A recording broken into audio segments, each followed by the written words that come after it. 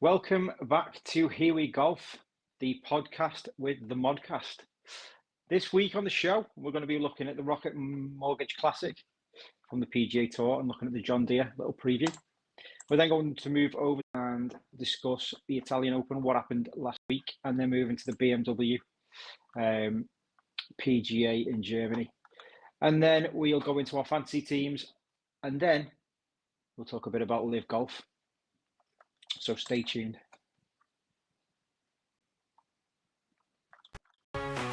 Better than most. How about him? Better than most. Better than most. Many doubted we'd ever see it. But here it is. The return to glory.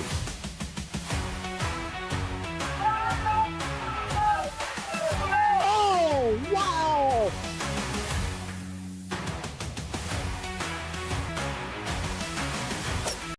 I think I found out what the issue is. Can you hear me? Yep. Yep. Apologies about that. Yeah, that intro put a lot of demand on the setup there. So yeah, don't know if we'll be doing that. Yeah, don't know if we're doing that again. No. But yes, we're back. I'm back in England and back in my kitchen, unfortunately. Unfortunately, yeah. But you know what? At least you brought the heat back with you.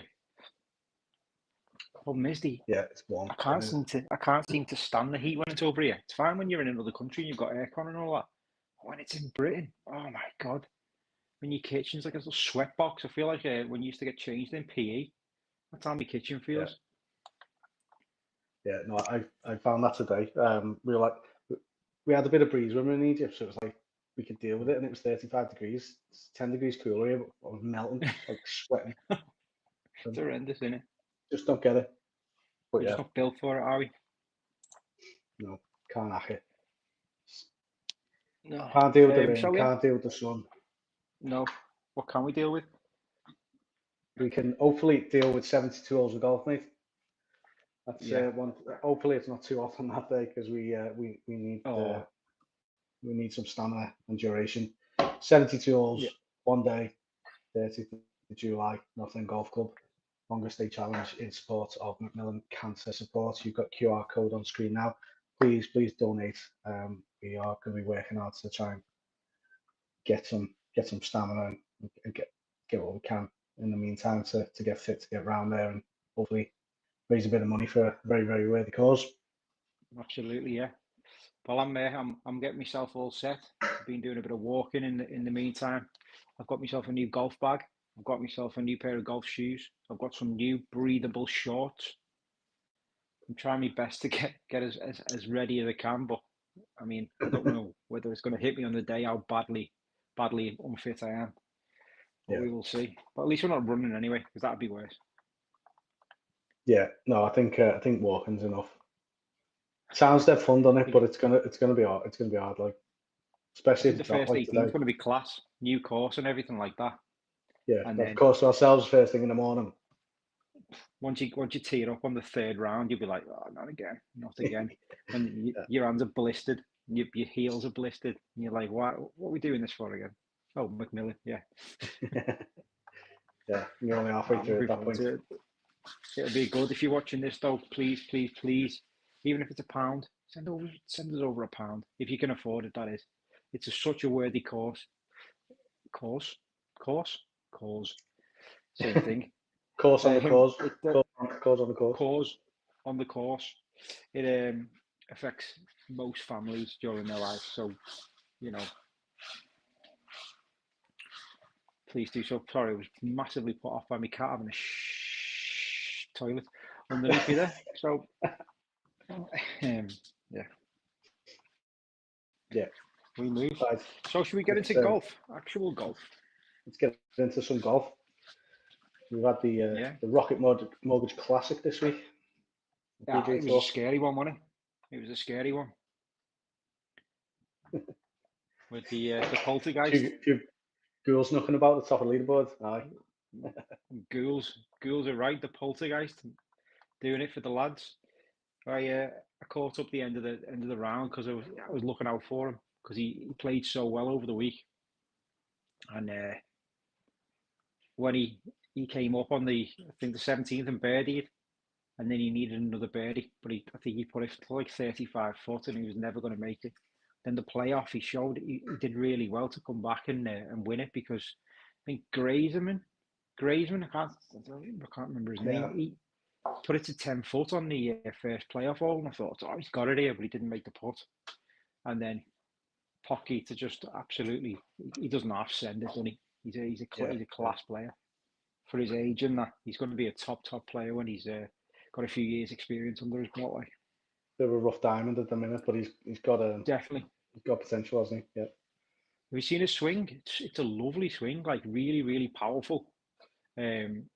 Loads of turning at the top, and then he just absolutely uncoils and smashes the ball. It's incredible to watch. Like, but yeah, exciting to watch, and a worthy winner, because he's had a bit of a trouble this season, hasn't he? Yeah, well, we talked about him a bit early on in the season, didn't we? And he came close in an event, didn't he? And I can't remember for the life of me which one it was. And then after that, it was just he fell off a cliff, and he did, yeah. It took him a while to bounce back. Yeah, well, I suppose when you're young and stuff, it's more of a mental game, innit? You've not got that experience on how to deal with being an early man. We even saw JJ Spawn, didn't we, after the Players? He went down a little bit. Obviously came back for the US Open. Yeah, it's one of them things, I suppose. We've seen it with Laurie Cantor. He's got himself up there, and then he's hit the big time in the PGA Tour and absolutely floundered. Yeah, literally. I mean, even when he's come back over to the DP World Tour, he's struggled as well, hasn't he? Yeah, he can't seem to regain his early form in the season. So, yeah, it's tough for young players like that. But I'm made up to see him lifting the trophy. 1.7, I think it 1.7 or 1.8 million he won. Not a bad payday for a 22-year-old lad, is it? No, that's it. $1.728 million, 500 FedEx Cup points as well. Yeah, and I know we talked about how sort of annoying it was when, you know, the PGA Tour is just a dead easy courses and dead low scoring, but in the final day to have about 10 players within 2 shots of the lead going into the final few holes, it was prime time box office TV for me. Yeah, it's what you want to see as well, isn't it? And not just any players. Like, a really good set of players as well. You like Morikawa's in there, he was putting them in. Minwoo Lee, Hideki. Hideki came and then faded away, didn't he? Yeah. Got into second at one point. Was back in there after his. We talked a bit about Jake Knapp, didn't we? Start the season after his hole-in-one. Yeah, has he surfaced? Has he from the water? We haven't seen him since he had them issues and messing around the water, did he? No, he blew that tournament, didn't he? And he's struggled since. Yeah. He buried the last to go to one behind. So he finished 21 under. Potgeiter he was 22 under, wasn't he? So good little showing from him. It was a class tournament. I've getting well back into the PGA Tour. We give it a lot of stick at the start of the season, but it seems like it's getting back there. Yeah, I guess in hindsight they call it silly season for a reason, don't they? It is just a load of nothing tournaments across Christmas and New Year, and then it does sort of get going in earnest, to be fair to it. One player I talked up last week was Matt Fitzpatrick. Mentioned he was potentially due for a good showing and is starting to show a bit of an upward trend, and he's kept that upward trend going there with an 8th place. Just left himself with a bit too much to do on Sunday at 65. He had a 5 on the 67, is that? 567. He finished a tie for 8th. And then seems like the caddy change did him well, didn't it? That absolute troll decides to show up when it doesn't matter in the LDP World Tour points. That's Tristan Lawrence, yeah. He is he's just a goon. Like what How come he can do that in this event? You know what? I like a broken record with him, aren't I? Yeah. Another player we talked up last week was Nico Echeverria. Just 66 on the last day, just 2 shots behind. I mean, it's a who's who, really, top leaderboard there. Really, really good. Yeah, it is good. It's good. Another player who's had a good weekend is Ben Griffin. We mentioned need to start seriously considering this guy as an elite player, and he's there or thereabouts again, 13th. Again, yeah. Only a few shots crazy. back. And isn't it crazy? Tied for 13th with Ben Griffin is Harry Hall. Harry Hall's, doing really well every single week on the PGA Tour, but he hasn't even qualified for the Open. Isn't it? It's just crazy, isn't it? The Open qualifying throws up every single year a load of names where you think surely they should have already qualified for this, where they're playing consistently well on the tour every single year. But yeah, he's playing tomorrow, I think, Harry Hall. He is, yeah. Can't remember which round it is. I had to look at the sort of final qualifying situation the other day. I can't remember who's playing where. We'll go into that in a bit more in a bit. And just final word for Sami Välimäki, 67 on final day. Yeah. Class. Good finish. You stole me line. I teed you up and you didn't follow through with it, lads. I know. I've let myself down there. I've left myself down and let my teammates down. It was. I was disappointed in a few players, actually, to be honest. We talked up Molinari last week, missed the cut. Wyndham Clark was set for a good week this week, I thought, because of his, he had a bit of a disastrous US Open and he came back with a nearly win. And then he goes and misses the cut. Max Homa started showing a bit, didn't he? And then he didn't do very well this week. Yes, yeah. They're my 3. And Alex Smalley as well. I had high hopes for him this week. I thought he'd do well, based on what the stats were saying. But I've learned over the past few weeks, I'm not going into stats whatsoever. They don't seem to play out in golf as much as football. When you look at football stats and you think, oh yeah, okay, this makes sense. Golf just is a completely different game, innit? However, Paul Waring, our fellow Northwestern Paul Waring, 67 on the first day, put himself right in contention, and then a 74 on the second day to miss the cut. I was like, oh, mate. I thought he was going to do it. Thought he was going to finally get a paycheck. Has he made a cut yet this season? I don't think he has. No, I think he's still on the road to credit card debt. Yeah, he needs to get back over on DP World Tour and make a few cuts. Yeah, I think he does. He's not there, is he? No. Fair play to him. Like, he earned it with that run at the end of last season, didn't he? But yeah. It's just one of them things, isn't it? Right. Doesn't like it. So what have we got coming up then? The John Deere. The Tractor Classic, yeah. Yeah. John Deere Classic. TPC Deere Run. Aye, Illinois. I've just pulled the next slide up there, just show the sort of highest ranked players in the field. So not compared to what we're kind of used to in recent weeks on the PGA Tour. This is a bit of a drop off in quality. We generally see that these events are the ones that have a tighter leaderboard and a lot more players in contention. So hopefully it sets up to be a good one. Obviously, all the big guns are having a week off before they go over to Scotland next week, aren't they? Yeah, I can't wait for that. To be fair, that'll be a tournament and a half. Yeah, I wish I was going there, to be fair, but I'm on holiday. I just looked at trains before and realised I was on holiday to see how long it'd take me to get there. But train from Ibiza to Scotland. Train. Yeah, from here, 3.5 hours from Preston. Wouldn't have been too bad to get down there for a day or something, maybe. But it's a shame.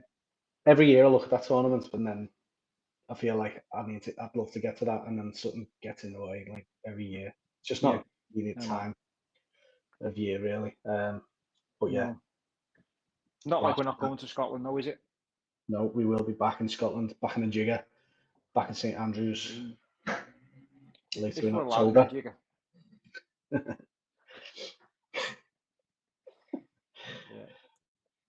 Right. Back to John Deere. Ben Griffin. Ben Griffin leads the way in world rankings. Showing that he is an elite player at 17th in the world rankings. Absolutely brilliant from the lad. Incredible season. And he's grinding, isn't he? Like, he's playing again this week. Playing every week, isn't he? And he's showing up every week as well. Jason Day. Sorry, I just wonder if Ben Griffin maybe feels like he's just riding a bit of a wave at the minute, and it might come to an end. Maybe, so cash him while he can, kind of thing. To be honest, I think that's the case. I've been watching him on TikTok a lot, haven't I?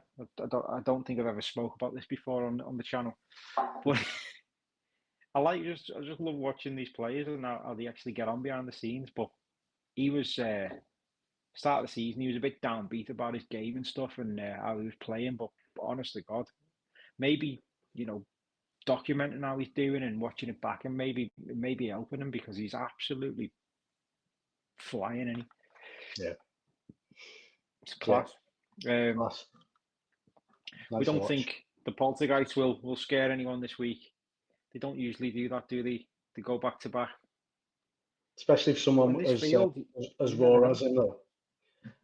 Like, he's shown already this season that he struggles with a bit of pressure and a bit of hype. And it'd be nice to think he's got a bit of momentum. But, for me, I think he's likely to potentially struggle this week. He either goes one way or another. Obviously he's won a playoff, so it shows he's got the minerals, hasn't he? He either goes on and absolutely flies, or he's gone and opened a bottle of Henny after his final round and absolutely got smashed, and won't do it this week for that reason. You never know.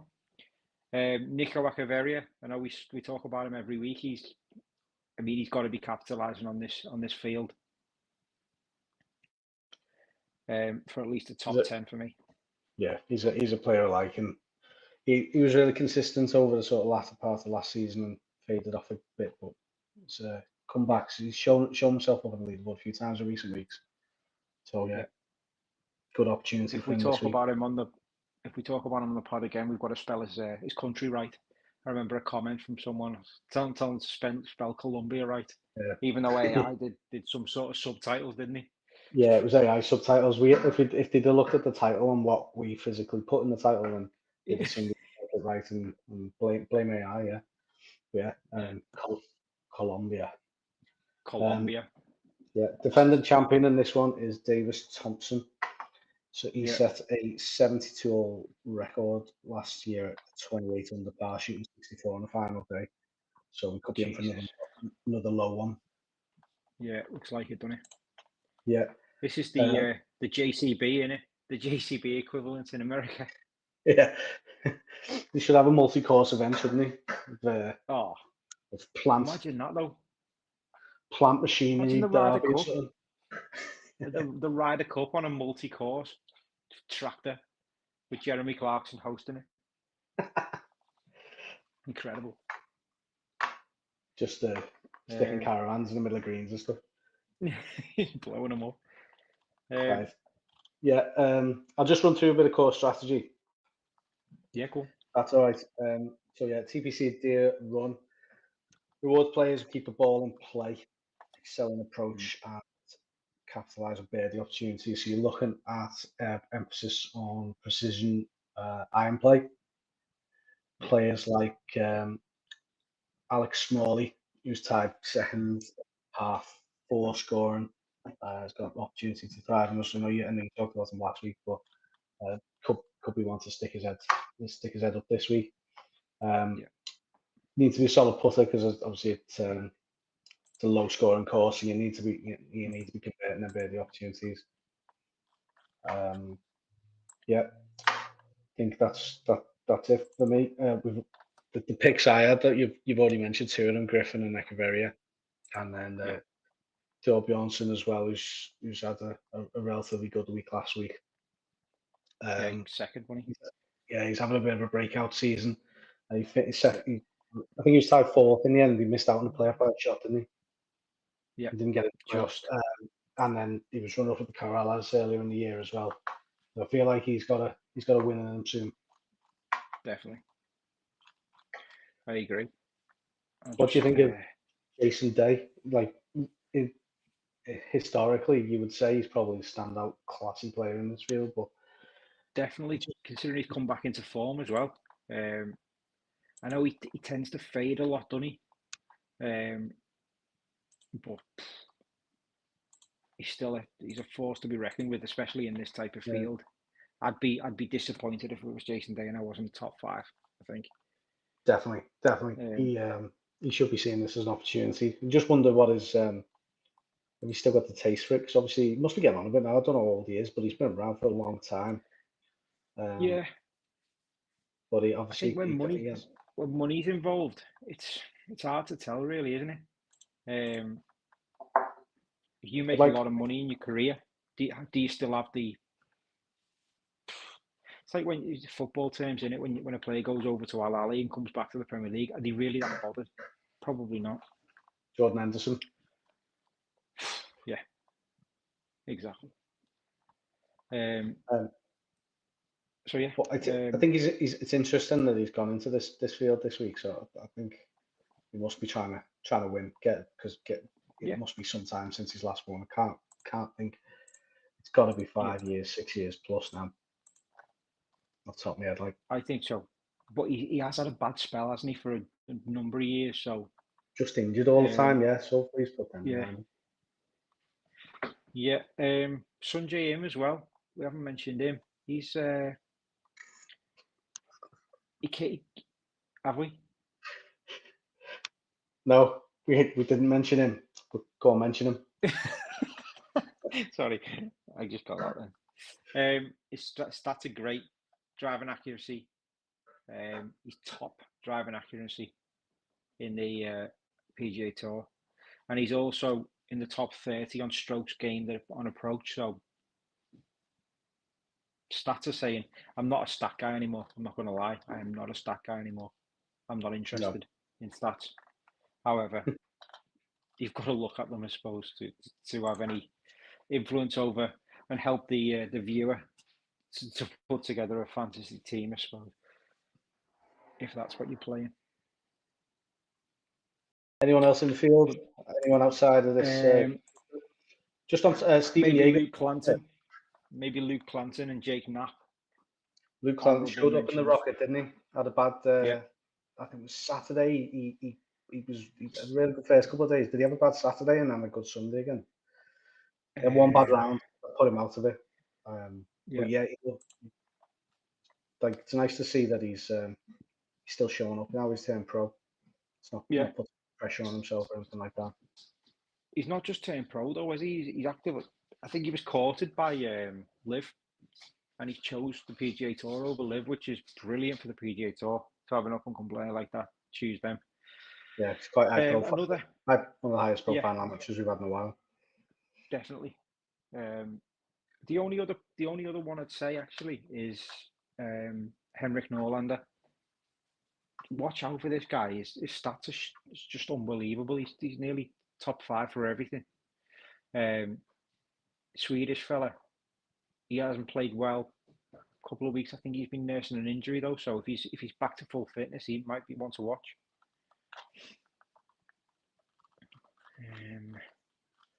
But no one else for me. I like that. No one else. Tristan Lawrence is playing again. Get stuffed in. He's probably going to win now. Watch him absolutely demolish the field.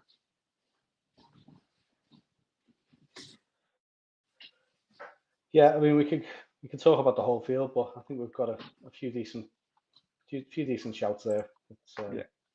Covers it off nicely. Just to mention there at the bottom, Stephen Yeager as well. He was slotted to play in the BMW PGA in Germany, and then it's withdrawn today, and he's looks like he's opted to stay over in America and play in this instead. But he had quite a quick start to the season and has faded in weeks. Yeah. So I'll be passing on him, but be interested to see whether he's made the right decision, because that would have been a good opportunity for him to win over in Europe. Oh yeah, and get his name out there in Europe. Like for people for Europeans who don't really follow the PGA Tour as much as, because people in America think the PGA Tour is it is the top of it is the be all and end all, to be fair, but we don't get to see as much of it, do we, on TV, because it's so late most of the time. A lot of it's DP World Tour, and is our main afternoon watching on Sundays, isn't it? So you don't get to see the likes of Stephen Yeager or Tom Hoagie or top of my head, Chris Kirk or whatever. Sorry, mate. Just absolutely screaming around, walking around with a portion of chips. I thought you had all you could see on the camera there was the four things dangling. I thought you had you had the cat up there swinging it like. I thought you got full kid zoom on us there, lad. No. Please don't get cancelled. No, the cat walks around with a portion of chips, thinking it's its kid, and just absolutely screams the house down. But that's not golf related whatsoever. So moving on. Okay, so Italian Open. Aye. Did you manage to catch any of it? I doubt it, with you being travelling, weren't you? Yeah, no, I was travelling over the weekend, and then obviously landing at very early hours Sunday. I was asleep most of Sunday, so didn't actually physically see any of this. I don't know whether you saw the pod last week. Yeah, I watched quite a bit of it. Enjoyed it, actually. I don't know whether you saw the pod last week. Dan put Jaden Shaper in his team, and then texted me and said, I'm going to take Jaden Shaper out of my team and to put John Parry in at the last minute. I said, that stinks of Tommy's club change on the 18th there in the PGA Tour event. And lo and behold, John Parry, how did he get on? I think he missed the cut, did he? Or just... No, he made the cut, but did nothing on the weekend. So finished one over par or something.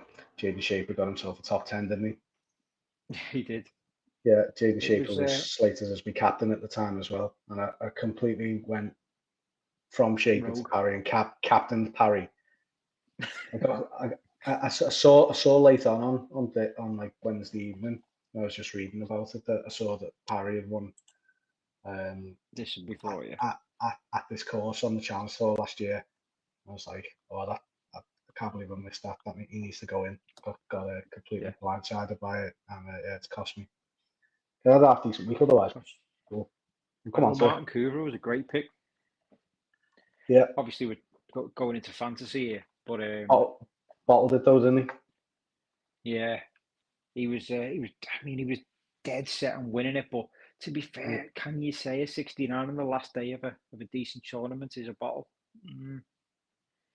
Well, I think Sadier went and won it personally. Yeah, I mean, he birdied the last, but there was that bogey on 16. It was just a string of pars on the back nine, followed by a bogey. He just kind of stalled, really. Yeah, he's having a good year, though, isn't he? Martin Coover, yes, he's definitely one to keep an eye on. Yeah, to be fair to Sadier, he's come and won it. He's shot 500 on the back nine, hasn't he? There. Yeah, unbelievable. He came from nowhere, to be fair. He was just, and he was a player we sort of talked about, I think about 6 weeks ago, maybe.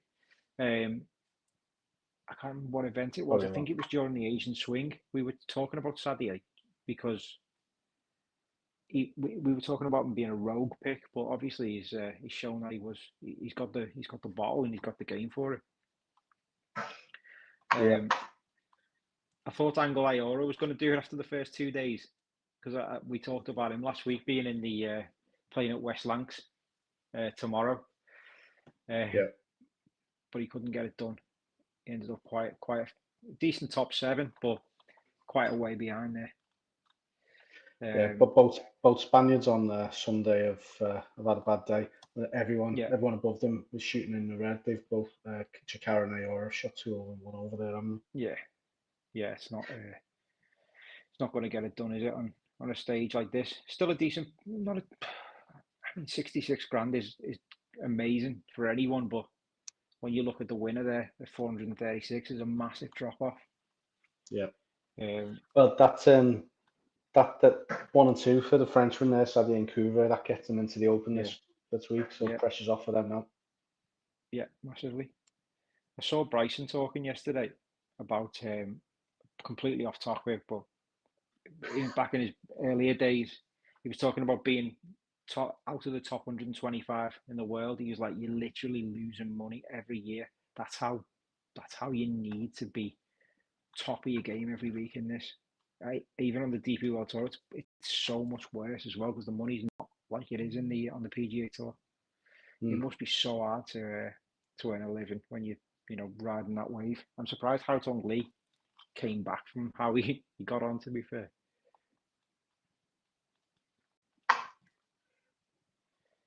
Yeah, but I mean, he's had a quality season, hasn't he? I don't think did he play this week? Not no, I don't think he did. No. He's back this week. He's back Thursday. For one player that we need to keep an eye on here is Nikolai von Dellinghausen. Definitely, this German lad who's literally in the last few weeks burst onto the scene. Got his maiden win a few weeks ago, didn't he? He did. And he's also shot a 65 on the last day. Absolutely unbelievable. And he's at home. I think he's at home this week, isn't he? I think he's from the area where I think he's from Munich. Yeah, he's I don't know what part of Germany he's from, but he's a native. Enough for me. Yeah, I think he was 5th at this course in 2022. I made some notes before we came on. Definitely got to be a shout this week. I've put him in my team going forward. Due to a strong week last week. Yeah, like his chances this week. I do.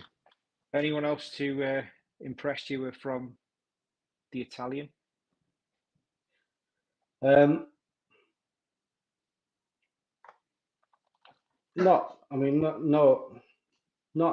that I want to take forward really. No. Francesco Laporta there, who come on to when we talk fantasy, has had a good week, and he was in contention for a while until just a level par round on Sunday. Yeah. But looking down the league, yeah, nothing in particular that stands out for me that I want to start considering fantasy wise. I don't think. Oliver Lindell is consideration for my team this week. He started putting a bit of consistent form together. Challenge Tour graduate. Start to find his feet a bit. Yeah, he's class. Been harder on him as well. To be fair, I'm really disappointed in Sean Norris. Sean Norris has been absolutely brilliant. I think he's same as we mentioned last week. He's carrying a little injury because he's been out for a while, and he came back and he shot a 69 on the first day, which wasn't great. But then a 73 on the last day just put him completely out of it. And he was my captain this week because I thought he's back. He's going to be back and he's going to be firing because his stats were lit. He was top for everything. Front end of the season. But yeah, he couldn't do it. I've gone with him again this week. I know we're not talking fantasy yet, but I need to give him that benefit of the doubt, I think, to get himself back because I think he's a class player. Yeah, I was quite surprised by that performance, really, because he everything pointed to a decent showing, didn't it? Yeah, everything. Didn't happen. This is what I mean about stats. About stats, they lie. Stats lie. Right, just while we're on the Italian then, before we move on to and we've covered it a bit. We're going to Germany again. But just we'll run through our team. Like, yeah. So just got mine up on screen there. So as we alluded to already, John Parry, finishing score of +1, tie for 50th. Was my captain. I'm just glad to have a captain that made the cut for a change, to be honest, after the last month or whatever it's been since I've had one. But yeah, should have been a lot better. Christopher Wrighton, he wasn't right in it this week, was he? Just made the cut, but didn't made the cut on the bubble actually, just straight through, finished in 46th. I thought he was going to miss it, to be fair. I was surprised when he made it. Yeah. Ewan Ferguson started brightly, didn't he? And he's faded to a really drab tie for 63. As we said, Sean Norris there missed the cut. Martin Coover in second place for myself, and Marco Penge tied for 21st. Just a solid performance without really ever threatening, was he? No, yeah, it was quite good.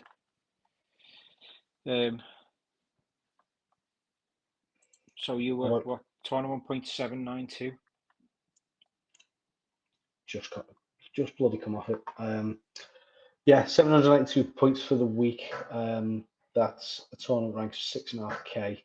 Season rank up from mid 7,000s up to 6,716. So finally a step back in the right direction. Stop the rot. It's a better week, isn't it? It's a much better week than you have had. To be honest, we had a very similar team. Very similar team, with the exception of Martin Coover, which was my downfall probably. Sean Norris captain was the worst pick. I think if I'd have captained anyone else, it would have been okay. But he ends up with 98 points as a captain, which is just not good enough. No. Christopher Wright in the bin. And then Shikara, Shaper, Penge, and BRT. BRT tore sauce. He 4 under, 7 under, 8 under. Not bad. Tournament point 748 and C tournament rank 9,385. Could have been so much better, but season rank is 4062. So we're steady. Steady Eddie. Next slide. We've got the table up then. Oh God, Mr. Penn. Table for the mini league. Well, mentioned Laporta there before, didn't I? I was sitting there on like Friday thinking, what is he? What's this guy? No, like where's he getting this information? Mr. Penn had Laporta as his captain. Guess in hindsight, it's a home open. He was Italian, wasn't he? Oh, he still is. He'll always will be. Maybe unless he goes Adrian Otaegui. Let's go rogue here, but Mr. Penn just he's had a quality week there with picking like 6 underdogs. I've not got his team in front of me, but he went rogue and it's paid off. Yeah, massively. He's playing well. Darren Sharp is Mr. Penn. He's the one to be for me. Past captain's picks is showing Baggio's here.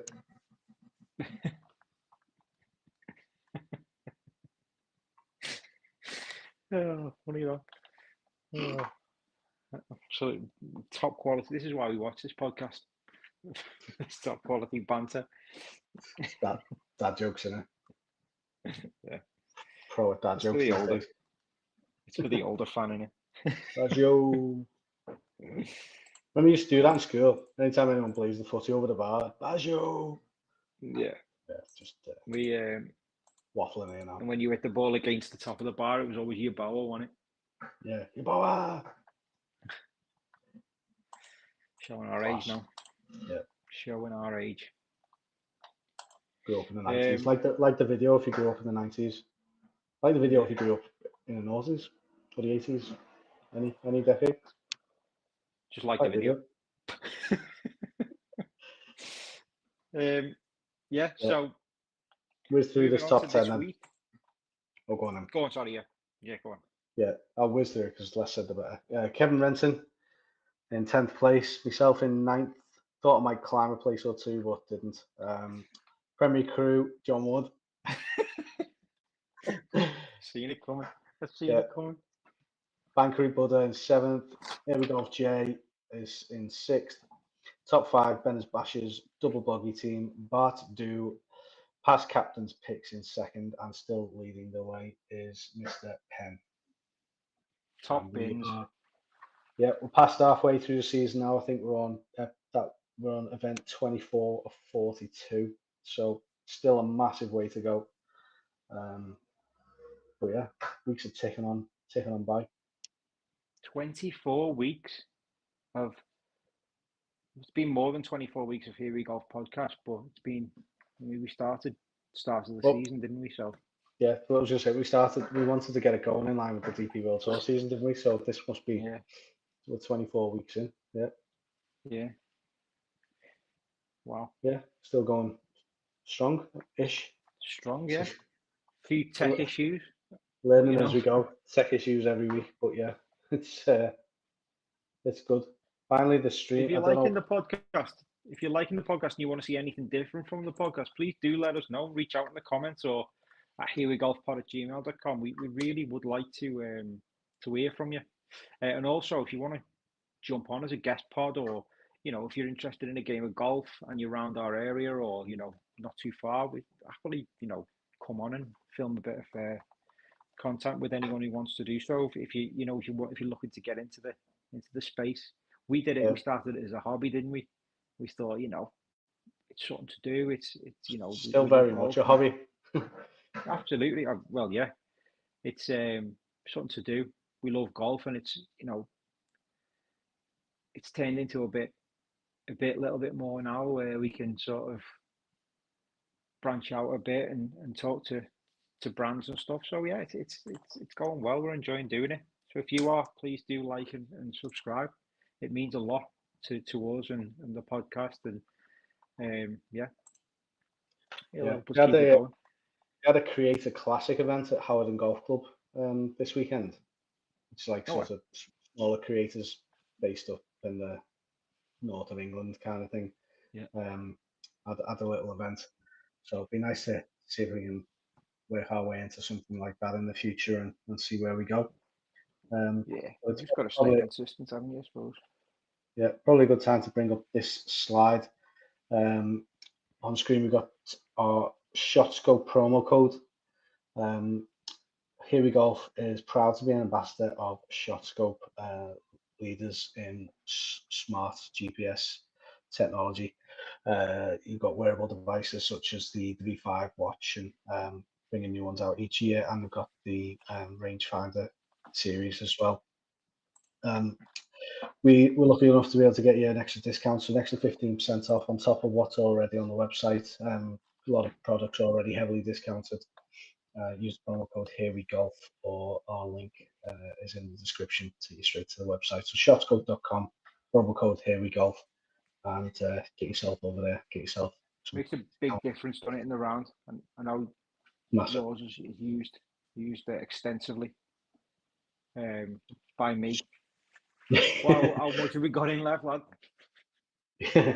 Yeah, but it's just so reliable, and it's just handy to have. You can get all the free apps you want on your phone, but you're not faffing around and flicking between holes and stuff you have to do and stuff like that. And you literally just look at your watch, and it's there, and it's got the yardage to hazards, both carrying them front, back, middle of green.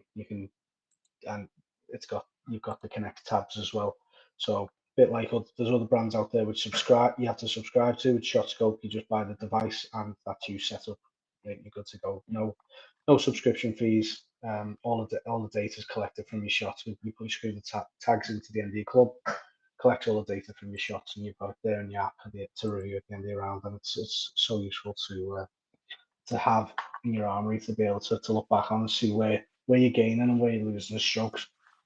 Yeah, you can come off and say a shot like, I don't know, 76 today, and then you've got the numbers on the scorecard, but you can have the information of where you performed well on each hole and what cost you the shots to get you to be able to get your score lower. I think is invaluable and a massive help to get your game improved. Oh, mate. Yeah. Imagine, when I was growing up, when I was 12, 13, playing golf, all you had at the end of the round was a handwritten scorecard with a load of numbers on it, that were probably a little bit out somewhere because you're 12, and it said like in 112 or 150 on the bottom. There was no data to help me play golf there. I just feel this generation of golfers coming up now have just got it so good. I know it's expensive, the game's expensive, and you've got to have a bit of money to start nowadays to get the best clubs, but it's just so valuable to have this kind of data at your fingertips, especially with the likes of TrackMan as well. Well, for me, I would get yourself, if you're starting out, get yourself a second-hand set of clubs off Marketplace or eBay. Yeah. And invest in one of these devices instead, because they're where you're going to save so many shots using one of them. It's only when you start getting down to sort of low single figures where equipment really starts mattering. Yeah, true. Having this information at your fingertips, I think, is a lot more valuable if you're mid to high handicapper. So absolutely, yeah. No, I agree. Fully agree. Let's get back onto the DP World Tour.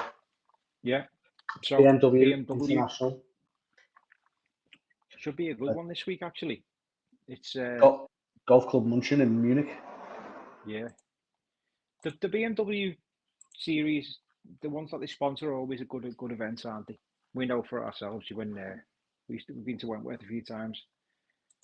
If you've got a BMW, you just walk in, don't you, and just get free champagne. It's absolutely incredible. Yeah, absolutely incredible. They treat you so well. The field isn't great, but as you can probably see in the thumbnail, Sergio Garcia is back on the DP World Tour. Yes. Yeah, looking forward to it. It's an intriguing field, this one, but yeah, that's the headline. I think it's very interesting to see how he does, because he's had a good year on live as well. He has, yeah, and he's still a decent level. In terms of fantasy, he's not one that I feel like I would be picking, and it's just because of the unknown. Live is totally different ball game. We know this, don't we? So for fantasy, I don't know yet, but I'd be really intrigued to see how he gets on. Just while we're on him, what's that noise? Cat's having a shit again.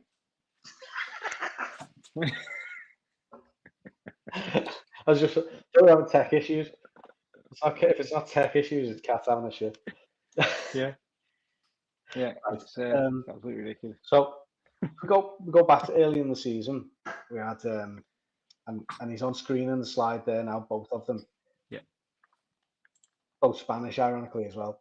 David Puig and Eugenio Chicara. Yeah. They played a couple of DP World Tour events early in the season.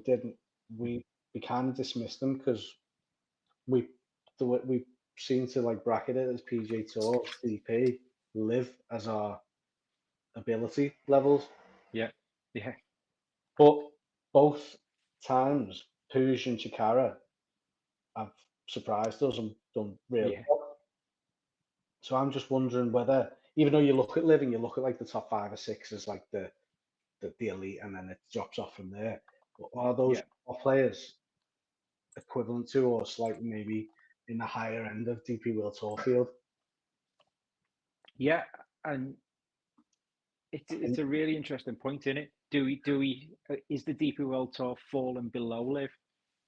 I mean, the live, I've got a set of class golfers on the roster. Obviously, we know that. But the DP World Tour is full of. I think the DP World Tour is more of an up and coming, like, you know, sort of when someone bursts onto the scene like Micah Richards. It's like there's a lot of them in the DP World Tour.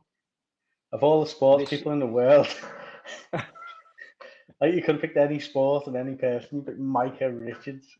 I don't remember. Do you remember when he had that interview with he was on Sky Sports? He was like, "When I burst onto the scene," and Roy Keane, "Did you burst onto the scene?" It was just a bit of an iconic moment that my mind just went back to there. But I feel like the DP World Tour is full of the young, like the likes of when Oberg came through, and it is straight onto the PGA Tour when they get the chance, isn't it? That's what seems to be happening. Yeah. We just need a merger and a grassroots system, don't we? More on that on Twitter. Yes, we do. Patrick Reed's on that list as well. He's the most owned in the fantasy game this season. He is. He won last week though, didn't he? Yeah, maybe it's a bit of recency bias off that. Yeah. But yeah, I would expect the live guys to show up well this week. I just don't know whether what Sergio's mental state is like back on. How nervous he's going to be. I mean, it's massive for him. I mean, the guy's a Masters champion. It's not like it's anything bigger than that. But coming back onto a tour after such a long layoff and the issues he's had, it's going to be in his head a lot, isn't it? And that's why I feel like I'm going to steer clear from him this week. Yeah, I mean he's not in my team at the minute, but I'm just interested. I'm just trying to convince myself, probably wrongly, to pick him. I mean, if his ability is there, if he comes out and plays well, he's got to be top 5 based on ability and what he's done in the game. Yeah, I think he wants to get himself in the Ryder Cup team as well, doesn't he? So he's got to show up. This is he's in the eye of Luke Donald. Donald's going to want to see him be able to do it in this sort of scenario. Yeah. Despite what we say about Liv potentially being stronger than DP World Tour, Donald's going to be wanting a good showing. So it's not like he's just going to show up. He needs to do well. Don't think the slides are moving on, lad. I was just going to say, if he can do it on a rainy night in Stoke, then he can do it. But there's a rainy day in Stoke coming up, isn't there? At the JCB for the Liv contingent. Yes. How far away is that? I don't know. It can only be a few weeks away now. That the JCB. Yeah, I think I'm sure it's the 28th or the 24th maybe of July. If you're watching, can you let me know if you can still see the Italian Open slide, or whether you're looking at the players for this BMW Munich? Because from what I'm watching, it doesn't look like it's moved on. Our video's moving, but the slide isn't. I've refreshed it and it doesn't seem to be moving. Yeah, it's just the I'm watching, and it's just like the. You, is it? Is that... yeah.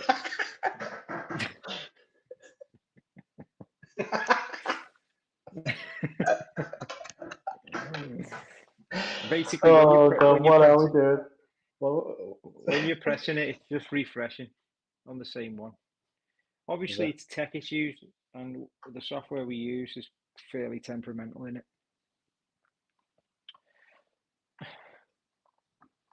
Well, it's not. It's just it's us, the operator. I'm not blaming the tools. Just not an expert at it yet. Yeah. I don't understand why it's not changing though. Anyway, it is what it is. I'm going to keep moving on and see if it changes.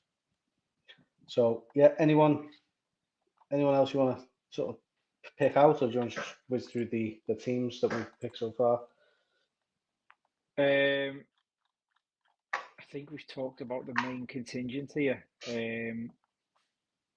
But you and Ferguson, winner last year at the same event, same course, I believe. So I know he hasn't been playing too well recently. Well, he has, to be fair. He's just I think he had a bad week last week, but he started well. Yeah. So if the course fits his eye, then for me, he's going to do well. Yeah, always good to have a bit of course form and defending champ. Yeah. I'd like to see a bit more Stefan from him. Jaeger, I'm surprised about Stefan Jaeger, you know. I didn't realise he was actually German. Obviously, it's quite obvious looking at his name that he's frigging German. But I thought he was American, you know, like an American sort of. Lived in America all his life, but just had a German name. Yeah, no, he's German, mate. Surprised he didn't play in this. That's it's really strange. Well, there's more money over there, isn't there? He's already over there. He's obviously just decided against it last minute. Yeah. No, that's. I think let's move on to the teams. You wanna tell us your team? Yeah, let's go.